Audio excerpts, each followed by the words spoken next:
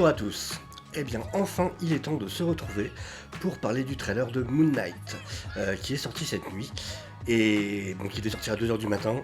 Il a fallu attendre jusqu'à quasiment 4 heures, mais en tout cas, voilà, enfin il est arrivé, et très content d'avoir enfin pu le voir. Donc déjà, j'espère que vous allez tous bien.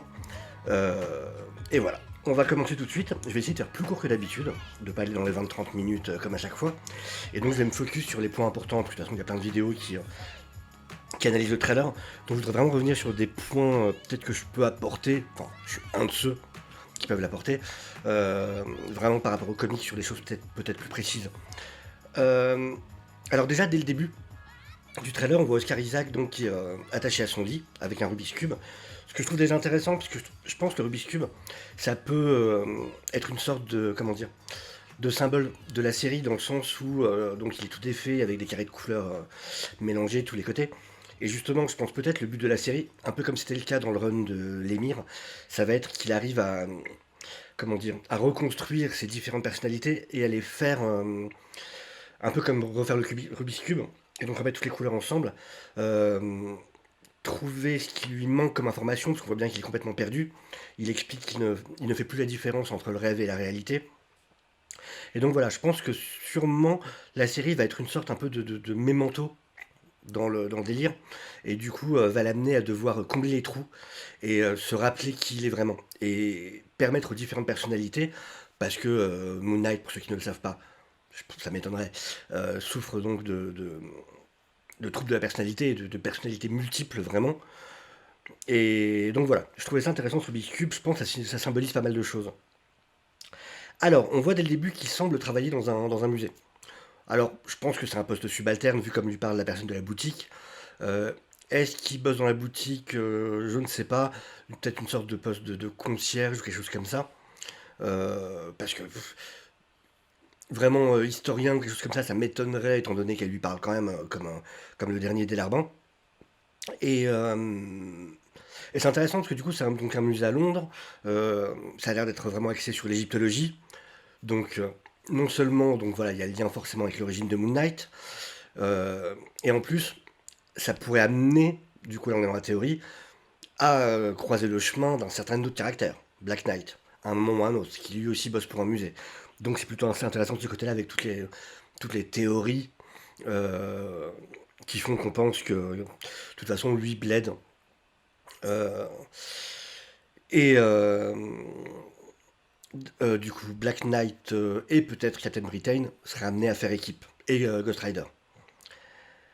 Donc voilà, donc on a un peu ce trope, cet archétype du loser, on voit bien qu'il est pas sûr de lui, qu'il est très, très en retrait, qu'il se laisse passer n'importe comment, qui va se découvrir être totalement badass. Un peu comme on voit des fois dans des films où un agent secret a perdu la mémoire et se rend compte un jour qu'en fait il sait se battre super bien. Voilà, on est un peu dans ce genre d'archétype d'écriture.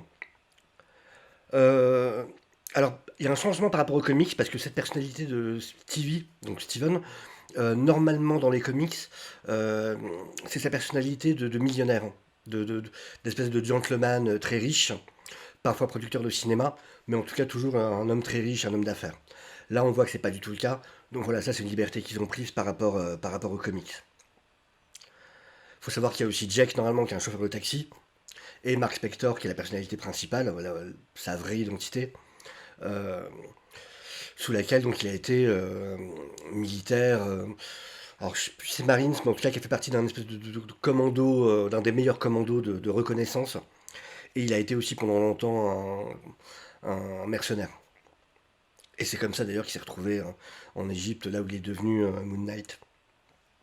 Alors on a un plan un peu plus tard dans le couloir, dans un couloir, où on voit très bien, enfin pour une seconde, mais on voit Khonshu du coup de profil, ensuite on le voit arriver avec une tenue qui est très proche de ce qu'on peut voir dans les comics, avec ce côté très momie, avec les bandelettes, et donc ce crâne d'oiseau très, très, comment dire, très particulier à ce personnage, qui est donc la divinité que représente Moon Knight, dont il est le bras armé, pour reprendre les termes du comics.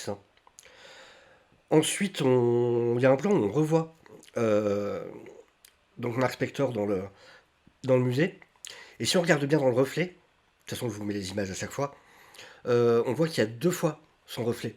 Ce qui est intéressant, c'est que comme je viens de vous le dire justement, normalement il y a trois personnalités. Or Moon Knight et je sais plus le nom de l'autre, c'est Mr. Knight. Mr. Knight, c'est quand il est en costume avec l'espèce de cagoule. Ce qu'on a vu dans le premier teaser certainement. Et donc là on voit deux reflets plus lui, ce qui nous donnerait donc Steven, Mark Spector et Jack. Donc ça correspond. Alors ensuite on a ce coup de téléphone avec une Leila. Alors ça c'est intéressant, parce qu'il n'y a pas de Leila dans l'entourage proche de Mark Spector dans les comics. Par contre, alors il y a deux choses qui sont possibles. Soit, mais pour moi c'est la moins vraisemblable, ça serait une certaine Lila, et non pas Leila, qui en fait n'est pas un personnage super important, qui est plutôt un adversaire qui rencontrera lors d'une sorte de tournoi qui fait partie de la mafia, qui a quand même pas, qui à un moment était quasiment aussi puissante, voire aussi puissante que le Kingpin en termes de contrôle sur la mafia. Mais voilà, après, ça m'étonnerait vraiment que ce soit elle. Par contre, quelque chose qui est beaucoup plus possible, c'est que ce soit une mutante. Alors, qui sera peut-être pas désignée en tant que telle, mais que ce soit une mutante du nom de Leila Miller. Elle a joué un rôle super important durant l'arc House of M, donc avec Vanda. Et en fait, c'est un personnage qui est immunisé, qui était immunisé au pouvoir de changement de réalité de Vanda. Ça veut dire que quand Vanda, pendant House of M, faisait vivre une réalité utopique à tous les mutants, à tout le monde, euh, Leila, elle, se rappelait du monde d'avant, se rappelait du monde réel. Et donc voilà, elle n'est pas affectée par les changements de réalité, de réalité occasionnés par Vanda. Et en plus, elle a le pouvoir de faire se rappeler de la vraie réalité. Donc non seulement elle se rappelle, mais en plus elle peut faire se rappeler d'autres personnages. C'est aussi un personnage qui a le pouvoir de précognition. Alors en fait c'est parce que elle a un espèce de lien télépathique avec elle de dans 80 ans. Et du coup le elle du futur lui donne les informations. Donc voilà, c'est une sorte de précognition, mais en fait c'est elle qui se sert à elle-même de guider bon tuyau en fait. Et voilà, après elle a d'autres pouvoirs, mais ça, pas besoin de rentrer dedans maintenant. Mais donc ça serait super intéressant parce que c'est un personnage qui du coup pourrait aider, vraiment aider Moon Knight. Déjà pourrait l'aider à faire la différence entre réalité et imagination. Peut-être aurait la capacité d'avoir conscience de l'existence réelle de Khonshu. Et donc lui prouver que non, il n'est pas complètement fou, mais qu'il y a une base qu'il y a de la réalité dans sa folie. Et donc peut-être que ça l'aidera justement euh, à faire la paix quelque part, à accepter son identité, et du coup à devenir vraiment le héros qui peut être. Et donc voilà, elle peut être super utile. Et en plus, sachant que on a Multiverse of Madness qui arrive, avec des événements peut-être avec Vanda à venir, peut-être quelque chose qui se rapprocherait de House of M, c'est un personnage qui plus tard pourrait vraiment prendre de l'importance. Par exemple, dans Westview, quand Vanda, pendant Vendavision, avait changé cette réalité et tout ça, elle aurait été consciente de tout, tout le temps. Elle ne se serait pas fait avoir. Donc voilà, c'est un personnage qui peut être super intéressant. Donc j'aimerais beaucoup, alors c'est de la théorie, il n'y a rien de sûr, mais j'aimerais vraiment que ce soit elle effectivement qui soit amenée dans le MCU par rapport à ce qu'elle pourrait y apporter. Et on peut se dire que peut-être elle pourrait être interprétée par l'actrice Mei Kalamawi, dont on sait qu'elle a été castée, mais on ne sait pas dans quel rôle. Et je me dis, ça pourrait vraiment être ce personnage-là. Donc ça, c'est à suivre. Ensuite, on a le personnage d'Ethan Hawke. Alors ça, c'est super intéressant aussi.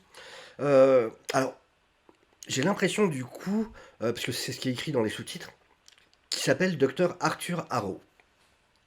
Mais alors, il faut savoir que dans les comics, alors c'est dans un vieux comics de 85, c'est un personnage très secondaire, qui est un vilain dans un numéro de Moon Knight, qui est un scientifique, euh, qui souffre d'une malformation faciale, qui en plus lui provoque d'énormes douleurs. Et donc un truc un excellent scientifique et qui fait des recherches en Amérique du Sud, aidé par une organisation un peu secrète qui s'appelle Omnium. Et, euh, et donc il fait des recherches sur des cobayes, des paysans du coin qui kidnappe, qui fait kidnapper, sur la douleur, pour trouver un moyen de lui se supprimer sa propre douleur du coup. Et c'est des recherches qui sont la suite directe de recherches nazies en fait, de recherches allemandes nazies. Et, et entre autres, il peut contrôler ses cobayes un peu comme des zombies. Alors on voit, ils ont des espèces de vénures noires sur tout le corps quand il les contrôle. Mais alors c'est un méchant vraiment anodin. Et en plus de ce qu'on voit dans le comics, enfin dans le trailer, j'ai plutôt l'impression qu'ils ont mixé ce personnage avec un personnage appelé le Sun King, qui lui apparaît dans le run. Alors je crois pas que c'est dans le run de l'émir, c'est dans la partie qui suit. Quand ça a changé d'auteur, je pourrais plus vous dire qui de mémoire. Euh, mais du coup, j'ai vraiment l'impression qu'ils ont lié les deux. Parce qu'il a vraiment le physique du Sun King, avec les cheveux longs. Euh, et il y a ce côté où quand on le voit. Alors en plus, un autre rapport au docteur Arthur Harrow, c'est que si vous regardez bien, les scènes où on le voit dans la rue avec tout le monde qui se prosterne, ça se passe en Allemagne, en fait. Si vous regardez le camion que va ensuite prendre Moon Knight, d'ailleurs, dans la scène de poursuite, j'ai l'impression. Et si vous regardez les enseignes, il y a deux enseignes derrière, on voit que c'est écrit en allemand. Et puis l'architecture, en plus, rappelle. On voit bien on imagine que c'est pas Londres. Et donc ça a l'air de se passer en Allemagne. Donc en plus, peut-être un rapport en plus avec ça. Et, et donc il y a ces gens qui se prosternent. Et j'ai pas l'impression que ce soit vraiment ce côté zombie, comme dans le comics. Donc j'ai plutôt l'impression que c'est le Sun King qui, lui, effectivement, dans le comics, en arrive à créer une espèce de culte. Et du coup, je trouverais ça plus logique. Alors je me trompe peut-être complètement, mais ouais, j'ai vraiment l'impression qu'ils ont fait un mix de ces deux personnages, donc Dr Arthur Harrow et le Sun King. En plus, il y a un moment où on voit Oscar Isaac dans un asile psychiatrique, et si je me souviens bien, c'est justement là qu'il y a une rencontre entre les deux, et c'est de là qu'ensuite Sun King va développer ses pouvoirs. Il a des pouvoirs de pyrokinésie, de contrôle de création et de contrôle des flammes. Est-ce que ça sera le cas ici? Je ne sais pas, mais voilà, en tout cas c'est intéressant de le noter. Euh, enfin, il y a le moment où on le voit donc dans le... Comment dire? Dans le... On le voit en train de frapper une espèce de créature au sol. Alors j'en ai vu parler d'un loup-garou. Alors ce que je comprends, parce que c'est vrai que ça peut y ressembler, surtout qu'en plus la première apparition de Moon Knight, c'est justement dans cette histoire de Werewolf by Night, qui justement va être adaptée pour Halloween. Mais j'ai plutôt moi je ferais plutôt le pari que ce soit un jackal. Donc une créature qui en fait a l'apparence de la même apparence qu'Anubis, un autre dieu égyptien, qui sont donc des créatures à forme humaine mais à tête de chien. Et donc voilà, j'ai plutôt l'impression que ce serait ça. On resterait vraiment dans l'égyptologie et dans le panthéon des dieux égyptiens. Donc pas, je pense pas Anubis lui-même, mais par contre une créature sous les ordres d'Anubis. Ou alors ce serait juste peut-être des moments de folie où il aurait l'impression, il commencerait à se rappeler de sa vie passée. Parce que j'ai l'impression que c'est ça. Là, on a un Mark Spector qui en fait a mis son passé de côté, l'a oublié, et du coup va devoir se rappeler qu'il est Moon Knight, va devoir se rappeler de ses différentes personnalités.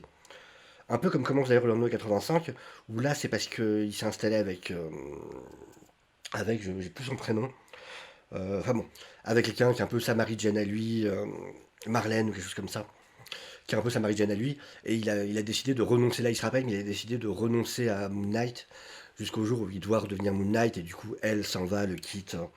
Et donc là j'ai l'impression que cette fois c'est vraiment, il a mis de côté, il a déjà été Moon Knight, tout ça, et donc on aura son origin story en flashback. On la vivra pas au présent, mais on aura son origin story en flashback. Et donc voilà, après que dire de plus? Bah juste donc on a un dernier plan sur son costume, et ça c'est super cool. Le costume a l'air vraiment au top. Ressemble beaucoup à celui du comics, vraiment classe. Et voilà. En tout cas, bah écoutez, je suis super hypé par ce que j'ai vu là. Ça a l'air très très intéressant. Bon bah maintenant on va voir si on sera pas déçu, j'espère que non. En tout cas ça a l'air stylé, ça a l'air d'avoir des très bonnes idées de cadrage. Un excellent acteur, ça on le sait. Donc maintenant on reste plus qu'à attendre, il semblerait que ce soit pour le 30 mars. Donc voilà, on verra ce que ça donne. J'espère que ce sera au niveau de mes attentes. Et voilà, et ben écoutez, c'est tout pour moi. En tout cas, je vous souhaite à tous une excellente journée ou soirée. Merci de m'avoir suivi jusque-là. N'hésitez pas à vous abonner, à liker la vidéo si ça vous a plu, si vous voulez être au courant des prochaines à sortir. J'en ai quelques-unes de prévues côté comics et côté série cinéma. Donc voilà, au revoir à tous et j'espère à bientôt.